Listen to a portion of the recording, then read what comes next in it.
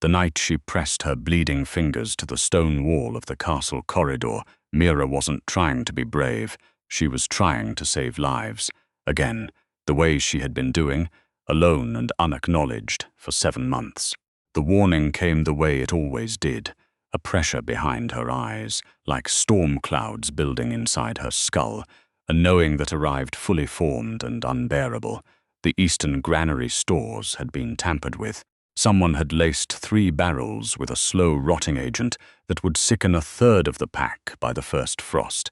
She had seen it the way she always saw things, in flashes of certainty she couldn't explain, and had long stopped trying to. She had felt the children's fevers before they came. She had felt the bridge collapse 2 days before the timbers gave. She had felt every single thing that came, and she had tried, in the beginning, to warn people with her voice. That had been her first mistake. Mira hadn't always been voiceless. She had a voice once. She remembered what it felt like to use it, the simple, ordinary act of forming words and having them land in the ears of people who cared. That was before Vale. Before the alpha of Stoneholt Pack had looked at a 14-year-old girl with a gift he didn't understand and decided the safest thing to do with her was to make her stop. The healers called it a selective trauma response. They were being kind or perhaps just careful.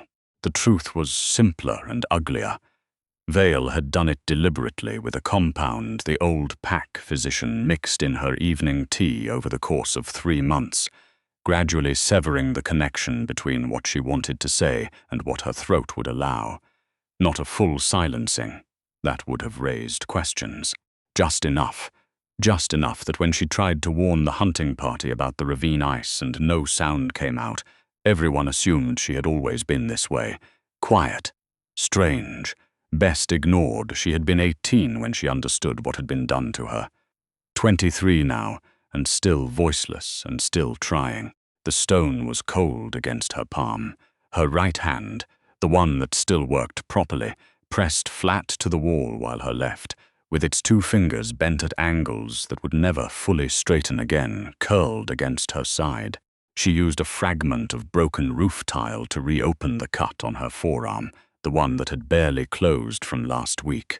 She didn't have charcoal. She had asked, once, through a series of increasingly frustrated gestures, for a piece of burnt wood from the kitchen hearth. The cook had stared at her the way everyone at Stoneholt stared at her. That particular brand of pity threaded through contempt and told her to get out of the kitchen before she contaminated something, so she used what she had. The letters came slowly. Her hands shook.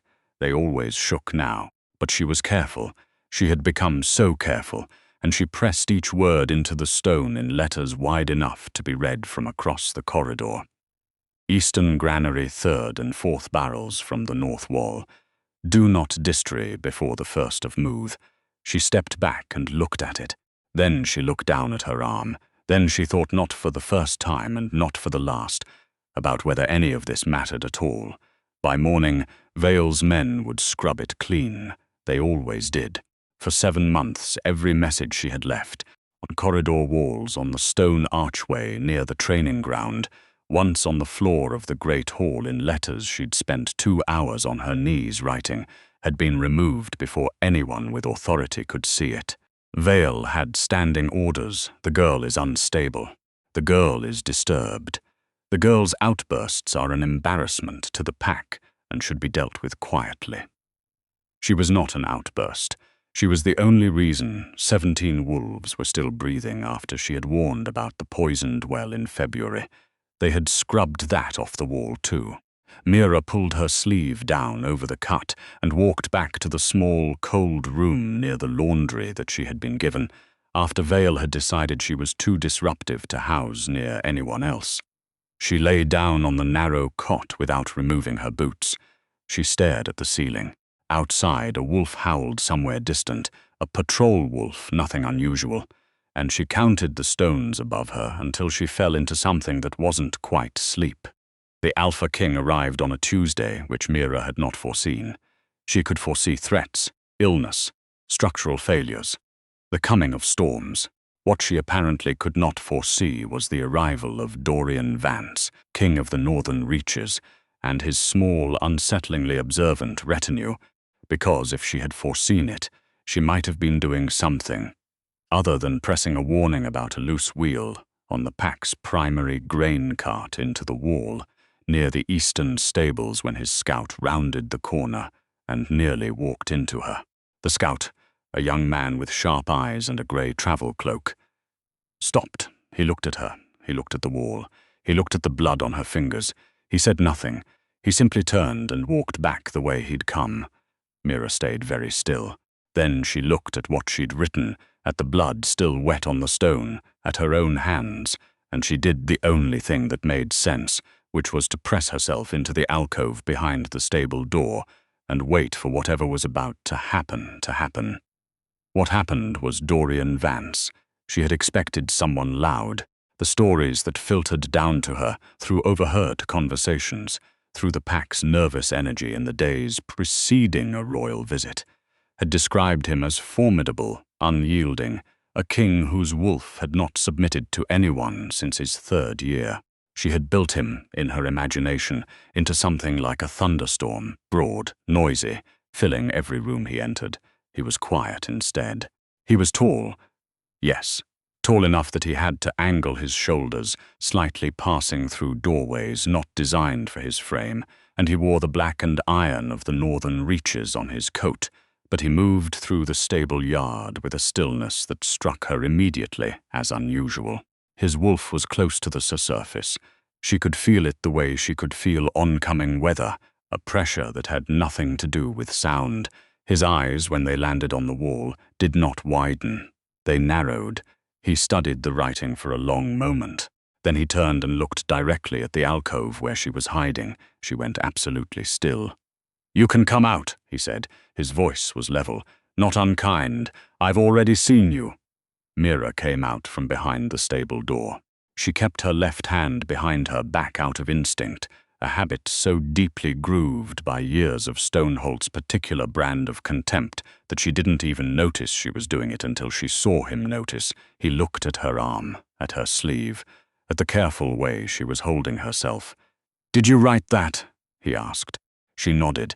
He looked at the wall again, at the message about the cartwheel. Then he looked back at her, and she could see him recalibrating something behind his eyes.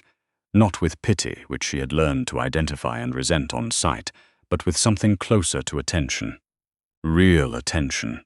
The kind people gave to problems they actually intended to solve. "Can you speak?" he asked. She shook her head. "Can you write something other than on walls?" She stared at him. It was possibly the most direct question anyone had asked her in 5 years. She gave a small, careful nod. He reached into his coat and withdrew a small notebook, leather-bound, the kind a man who keeps records carries as a matter of habit, and a pencil, and he held them out to her. She took them. Her hand shook slightly. She wrote the cartwheel on the eastern grain cart. Left rear. The axle pin is worn through. It will fail under full load. He read it. He turned toward one of his men, who had appeared silently at the stable entrance, and said, "Check the eastern grain cart, left rear axle." The man went without comment. Dorian looked back at her. "How long have you been writing on the walls?" She took the notebook back. 7 months. And before that. I tried to speak. It didn't work. He was quiet for a moment. Then, "How many warnings have you left?" she thought. She had lost count of the exact number sometime around month 4 when she had started losing track of days. "More than 40, she wrote. "They are removed every morning." Something crossed his face. Not quite anger, something colder and more deliberate than anger. "By whose order?" She met his eyes as she wrote one word, "Veil." The axle pin broke that afternoon when a pack member tried to move the loaded cart. It broke exactly where she had said it would, the wheel shearing off and the cart tilting hard into the courtyard stones, spilling a full load of winter stores across the yard. No one was seriously hurt. The pack member driving it had time to jump clear. Mira watched from the window of her laundry room. She watched the pack scramble to collect the spilled grain. She watched Vale emerge from the great hall and survey the damage with an expression that told her nothing of what he was thinking. She watched Dorian's scout appear at Vale's shoulder and say something quietly into his ear. She watched Vale go very still. She had not been afraid of Vale in a long time. She had moved past fear somewhere in her second year at Stoneholt, when she had understood that fear cost her more than it protected her. What she felt now, watching him through the wavy glass of her small window, was something closer to patience. The patience of someone who has been waiting a long time for the ground to shift under someone else's feet. Dorian came to her room an hour later. He knocked. She opened the door. He had his notebook, her notebook, she supposed, since he'd given it to her, and he had a second one, larger, and a proper pen. He held them both out. "I need you to write down every warning you remember leaving," he said. "Everyone. As much detail as you can recall when you left it, what it said, what happened afterward." She took the notebooks. She looked at him. "Why," she wrote on the cover page, he said, "because I think someone has been systematically destroying evidence of your gift. And I think I know why." She had spent 5 years building walls against hope. Against the specific, dangerous feeling of thinking that someone, finally, was actually going to do something. She had learned to live without it. She had learned that hope cost more than fear and hurt longer. But something in the certainty of his voice, not kindness, not sympathy, just the plain, level-headed conviction of a man who had identified a problem and intended to address it, made her careful walls develop a hairline crack she couldn't immediately repair. She sat down at her small table. She opened the larger notebook. She began to write. It took her 3 days to write down everything she remembered. Dorian's people brought her meals, proper meals, not the kitchen scraps she had been living on, and left her to it. She wrote until her right hand cramped, and her borrowed candle burned low, and she had to stop and stare at the ceiling and breathe. On the afternoon of the 3rd day, Dorian sat across from her in the small room and read through everything she had written while she watched him. Halfway through, he stopped. He went back several pages. He read a section again. Then another. "Mira," he said. She looked up. He turned the notebook toward her. He had marked 3 passages: the Eastern Granary warning, the poisoned well warning, and an earlier one about a pack member who had been planning to expose a weapons cache. 3 warnings that had been removed. 3 warnings that, had they been acted on, would have directly undermined Vale's authority or implicated members of Vale's inner circle. "These aren't random," he said. "These target specific operations. Someone has been actively working against Vale's interests inside this pack for at least 7 months, and you have been seeing every move before it happened." She stared at the marked pages. She had seen the warnings as isolated events, individual threats to individual people. She had not stepped back far enough to see the pattern. "I only saw what was immediate," she wrote. "I didn't know they were connected." "They are connected," he said. "And there's something else."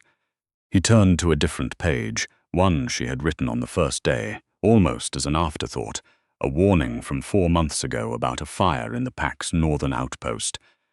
"You wrote here that the fire was set, not accidental. You wrote that you had seen the name of the man who set it." She nodded slowly.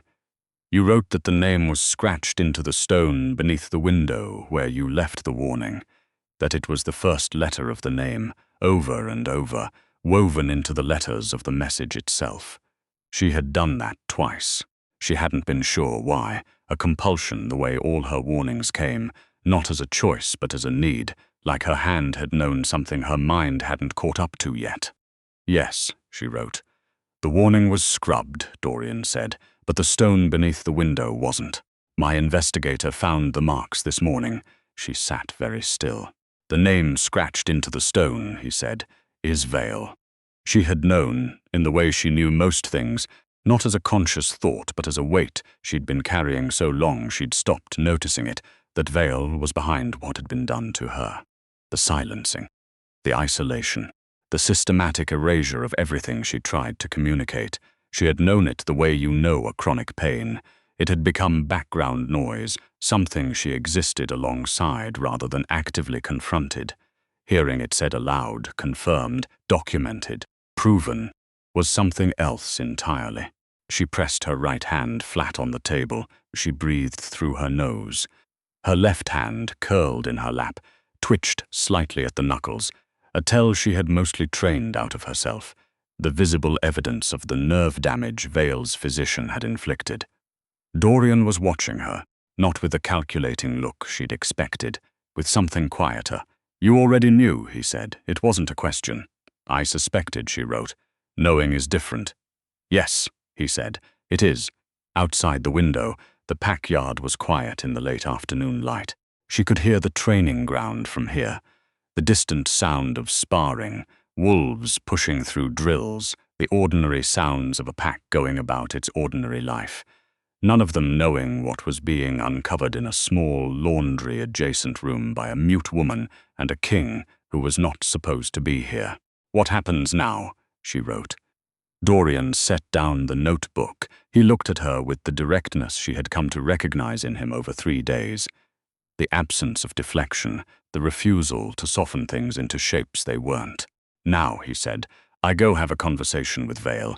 She wrote quickly, "He'll deny everything. He's been doing it for years. I know. I'm not planning to ask him." She frowned slightly. "I'm planning to tell him," Dorian said. "What I found, what you've documented, what my investigator confirmed. And I'm planning to do it in front of every pack elder and ranking member at Stoneholt, because the only way this stops is if there are witnesses." Her chest did something complicated. The hairline crack in her careful walls spread a little further. "Why are you doing this?" she wrote. He was quiet for a moment, long enough that she thought he might not answer. "Because you have been keeping this pack alive with your own blood," he said, "and no one has even thanked you for it. That's not something I can walk past." The pack assembly was called for the following morning. Mira did not sleep. She lay on her narrow cot and watched the ceiling, and felt the familiar pressure behind her eyes that meant something was coming. But this time, for the first time in 5 years, it wasn't a warning about someone else's disaster. It was something she could not quite name, something that felt, cautiously, like the edge of a door she had believed permanently sealed beginning to swing open. She pressed her right hand against her sternum and breathed. In the yard below her window, very late, she heard Dorian's wolf. It wasn't howling, it was pacing, that particular restless circuit that a wolf made when its instincts were ahead of its human host. She recognized it. Her own wolf, suppressed and quiet for years, stirred at the sound, just a flicker, just the smallest acknowledgement that something was shifting. She pressed her lips together. She didn't let herself hope more than that. Not yet. Vale's face, when Dorian began to speak, was a careful blank. Mira stood at the back of the great hall, against the stone wall where she had spent years trying to be invisible. The pack was assembled, elders in the carved wooden seats along the wall, ranking members standing, younger wolves filling the back. Everyone had heard that the king had called an assembly. No one knew why. The hall smelled of wood smoke and tension. Dorian stood at the head of the hall where Vale usually stood. He did not raise his voice. He did not need to. He laid out the timeline. 7 months of warnings, 43 documented messages, the specific pattern of removal, the granary, the bridge, the well, the outpost fire, the cartwheel that had snapped the previous afternoon while everyone was watching. He laid it out the way a man lays out a map, not to argue but to show. This the terrain. This is what the terrain looks like. The hall was very quiet. Mira watched the faces of the pack elders, watched the slow, visible shift as people who had been told she was unstable, disturbing, an embarrassment, began to recalculate. For 7 months, Dorian said, this woman has been documenting threats to your pack with the only method available to her. For 7 months, every warning has been deliberately removed before it could be acted on. Several of those warnings, had they been ignored, would have resulted in serious injury or death to pack members. He paused. They were not ignored, they were removed. There is a difference, Vale said, from his seat among the elders. With respect, my king, the woman is. I know what you've told your pack about her. Dorian said. Still level, still quiet. I've also read her documentation. I've had my investigator examine the physical evidence she could not have fabricated, and I've confirmed, in the stone beneath the northern outpost window, what she encoded in a warning 4 months ago. Your name, Alpha Vale, written there by her own hand, because she knew what she had seen, and she knew she needed to leave proof somewhere it couldn't be easily destroyed. The hall made a sound, not quite words, a collective intake and shift. Vale's careful blank cracked, just at the edges, just enough. Dorian turned to look at Mira, and when he did, the entire hall turned with him. All of those eyes landing on her at once was something she had spent years dreading. She made herself stand straight. She made herself look back. She came to this pack and she was silenced, Dorian said, not metaphorically, not by accident. She was silenced deliberately by someone who understood what her gift meant and decided that his own position mattered more than the lives she could protect. He let that sit in the air of the hall for a moment. Her name is Mira. She has been here for 5 years. She has saved lives in this hall that did not know they were being saved. And she will not be treated as an outburst or an embarrassment for 1 more day. The formal proceedings took 2 weeks.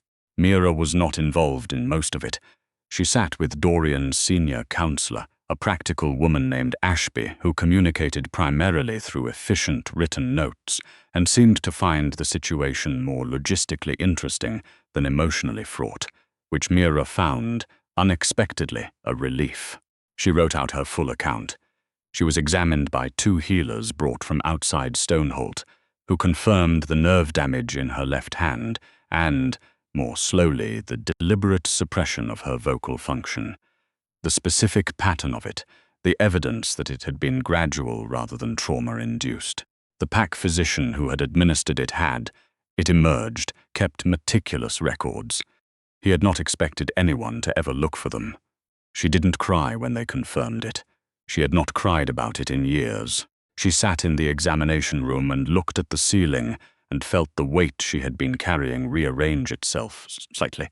Not gone, not lighter exactly, but differently distributed, like something that had been pressing on one spot for so long it had gone numb, finally shifting to reveal that the rest of her was still there. Vale was stripped of the alpha position on the 14th day. The proceeding was quiet and thorough, and left him nothing to argue against, because the evidence gave him nothing to stand on. He left Stoneholt with 2 people and his personal effects and did not look at Mira on his way out, which was fine. She didn't need him to. She was standing in the yard when he left. Not to watch him go, she had been walking back from the granary, where she had gone to see the barrels she'd warned about, now cleared and documented, and sitting as physical evidence in a legal record with her name attached. She just happened to be there. He happened to pass her. He did not look at her. She watched him go anyway. 5 years of her life walked out of that gate in a wool coat, and she felt the space it left, and then she turned back toward the great hall and kept walking. Dorian found her in the stable yard that evening. She was sitting on the low fence near the eastern gate, looking out at the tree line where the property bled into dark forest, the last light making long shadows across the ground. He sat beside her on the fence. His wolf was closer to the surface again.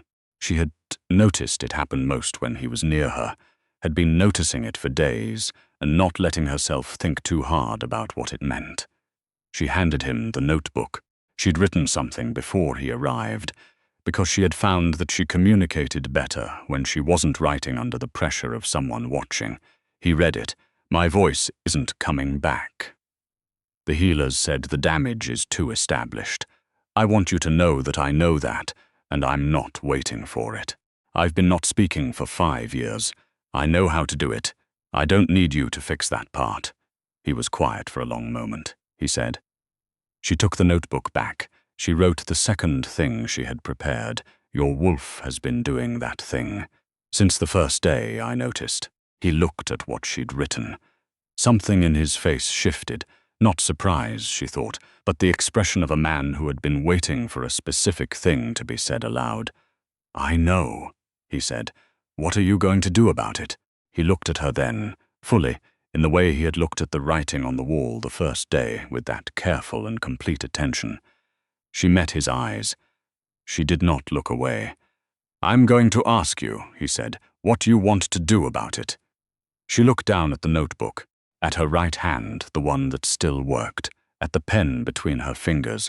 She thought about 5 years of silence, about warnings written in her own blood that no one was meant to see, about the small, stubborn fact of herself, still here, still present, still watching the tree line with the same eyes that had seen every danger before it arrived and had never once looked away.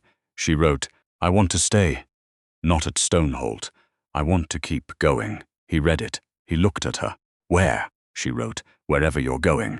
I want to be useful, actually useful, to people who will actually listen.